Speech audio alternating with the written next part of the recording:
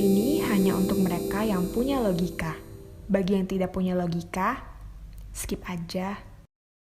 Buya Syakur saat ini menjadi salah seorang ulama yang dibenci kaum Islamis di Indonesia. Dia dibenci karena menunjukkan bahwa Islam yang diturunkan di masa Nabi Muhammad sama sekali tidak sempurna. Dia dibenci karena menunjukkan betapa kuat persaudaraan Islam dan Kristen dalam sejarah Nabi. Dia dibenci karena mendorong umat Islam berpikir rasional dalam beragama. Dia dibenci karena berani membongkar apa yang selama ini sudah diyakini berurat berakar dalam masyarakat Muslim. Tokoh Islam yang nama lengkapnya Profesor Kiai Haji Abdul Syakur Yasin MA ini memang luar biasa mencerahkan. Dia adalah pemilik pesantren, sejak kecil adalah santri pondok, bicara dengan bahasa masyarakat awam, menempuh pendidikan tinggi di Timur Tengah, dan pikiran-pikirannya sangat kritis dan terbuka. Salah satu penampilan yang menggegerkan adalah ketika dia bicara di Mabes Polri awal November lalu. Kita semua masih bisa menyaksikannya di YouTube. Dia misalnya membantah keyakinan umat Islam selama ini bahwa ajaran Islam yang diturunkan kepada Nabi Muhammad adalah ajaran yang sempurna. Umat Islam, termasuk saya, memang selama ini didoktrin bahwa ajaran Islam sebagaimana termuat dalam Al-Quran dan hadis adalah ajaran sempurna. Kata Buya Syakur, itu tidak masuk akal. Doktrin tentang kesempurnaan Islam itu merujuk pada surat Al-Maidah. Dalam ayat itu Allah berkata, "Pada hari ini telah aku sempurnakan untukmu agamamu dan telah aku cukupkan kepadamu nikmatku dan telah aku ridhoi Islam sebagai agama bagimu." Menurut Buya, dalam ayat itu Allah sedang berkata pada Nabi Muhammad bahwa Nabi Muhammad sudah menyelesaikan tugasnya sebagai rasul dengan sempurna. Namun belakangan pemahaman itu digeser, sehingga seolah-olah Allah menyatakan Islam adalah agama yang sempurna. Padahal kata Buya, mana mungkin di dunia ini ada kesempurnaan. Dia lantas memberi contoh soal perbudakan dan jual beli perempuan. Di dalam Al-Quran, perbudakan dan penjualan perempuan adalah hal yang tidak dilarang. Jadi kalau Al-Quran itu sudah sempurna, apakah itu berarti kita harus tetap mengizinkan perbudakan dan menjual perempuan? Karena itu Islam tidak bisa dianggap sempurna karena memang tidak akan mungkin sempurna. Buat saya ini argumen yang brilian dan implikasinya sangat serius. Selama ini umat Islam memang memiliki semacam kesombongan bahwa agama yang dianutnya adalah agama sempurna. Karena itu banyak umat Islam merasa dirinya paling benar, sementara yang lain salah. Tapi yang lebih penting adalah bahwa karena sudah merasa sempurna, banyak pemuka Islam tidak merasa perlu melengkapi ilmu dengan perkembangan terbaru. Jadi ada semacam kebekuan berpikir dalam beragama.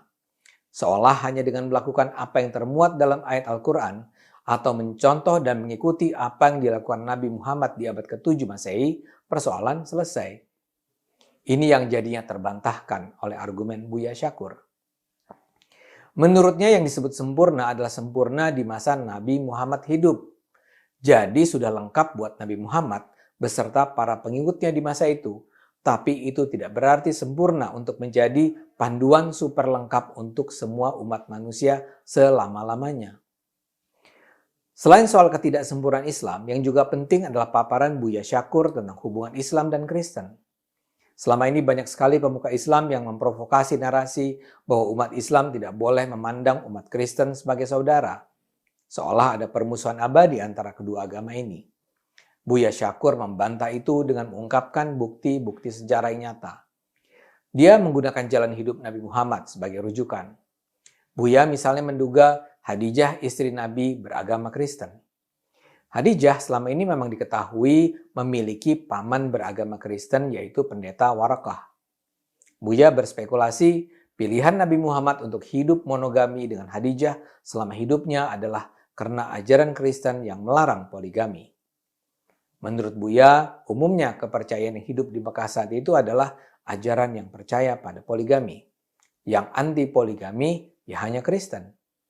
Buya memang tidak menyebut bahwa Khadijah itu beragama Kristen. Tapi kalau mengikuti fakta yang ia tampilkan, memang sangat mungkin Nabi Muhammad monogami karena Siti Khadijah beragama Kristen. Buya tidak berhenti di situ. Ketika Nabi Muhammad memperoleh ayat pertamanya di Gua Hira, kata Buya, Nabi Muhammad menemui paman istrinya itu untuk memperoleh pencerahan. Jadi, Nabi memahami ayat-ayat Allah atas dasar tuntunan seorang pendeta Kristen. Yang juga penting, kata Buya, adalah ketika Nabi Muhammad beserta umatnya ditindas di Mekah. Karena terus menderita, Nabi Muhammad memerintahkan pengikutnya mengungsi meninggalkan Mekah. Yang menarik, tempat yang menjadi tujuan hijrah umat Islam adalah Habasyah, yang dipimpin oleh seorang raja Kristen. Dan di sana umat Islam memang memperoleh perlindungan. Tidakkah itu menggambarkan sesuatu mengenai hubungan Nabi Muhammad dengan Kristen? Dari apa yang ia paparkan, terasa sekali bagaimana Buya berusaha menunjukkan kepada umat Islam bahwa umat Kristen memiliki arti sangat penting bagi umat Islam. Di ceramahnya yang lain, Buya juga mengungkapkan sejarah yang menarik yang tidak banyak diketahui umat Islam. Buya bercerita tentang apa yang dilakukan Nabi Muhammad ketika berhasil menguasai Mekah. Begitu berhasil menaklukkan Mekah, Nabi Muhammad memerintahkan pengikutnya menumbangkan 480 berhala di kota itu. Nabi kemudian memasuki Ka'bah. Di dalamnya ternyata ada gambar Yesus dan gambar Siti Maryam menggendong Nabi Isa. Sebagian pengikut Nabi ingin menghapus gambar itu, tapi dilarang oleh Nabi.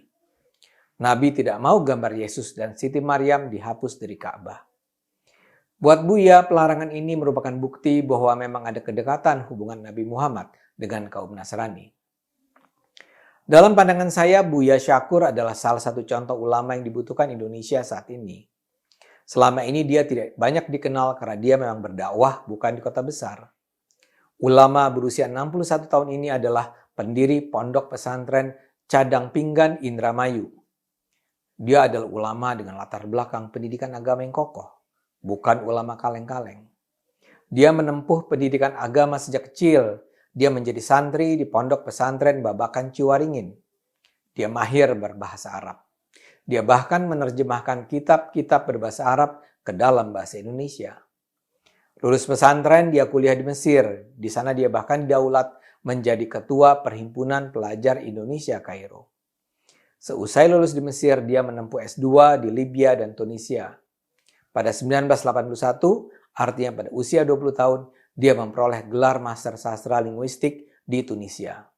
Pada tingkat doktoral, Buya Syakur sempat mengambil kuliah di London dengan konsentrasi dialog teater. Pada 1991, Buya Syakur pulang ke Indonesia bersama Gus Dur, Quraisy Shihab, Nurholis Majid, dan Alwi Shihab. Tapi berbeda dengan nama-nama besar itu, Buya Syakur memilih berdakwah di kampung halamannya di Indramayu.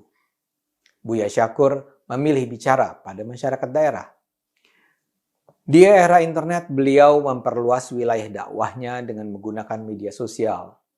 Sejak Mei 2017, masyarakat bisa mempelajari pemikiran-pemikiran pencerahannya melalui akun YouTube-nya di Kiai Haji Buya Syakur MA. Saya pernah membaca bahwa di mata Gus Dur ada 3 tokoh utama yang berpikir analitis dalam memahami Islam, yaitu Quraisy Shihab, Nurholis Majid, dan Buya Syakur. Gus Dur rasanya tidak berlebihan. Buya Syakur terasa sekali, ingin sekali agar umat Islam terus membuka pikiran. Kata Buya, selama ini umat Islam belajar agama dengan cara yang salah. Umat belajar agama dengan cara pejamkan matamu, matikan lampu, tutup jendela, kunci pintu, yakinlah. Begitu caranya selama ini, ujar Buya. Itu semua menurutnya harus diubah. Kata Buya, sekarang umat harus berani berpikir kritis dan jangan takut murtad hanya karena tidak mempercayai sesuatu yang belum tentu benar. Umat Islam harus berpikir kritis, ujarnya. Saya sepenuhnya setuju dengan imbauan Buya Syakur. Ayo kita dukung sang Buya. Ayo terus gunakan akal sehat, karena hanya dengan akal sehat, bangsa ini akan selamat.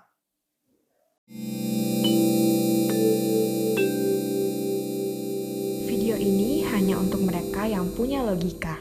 Bagi yang tidak punya logika, skip aja.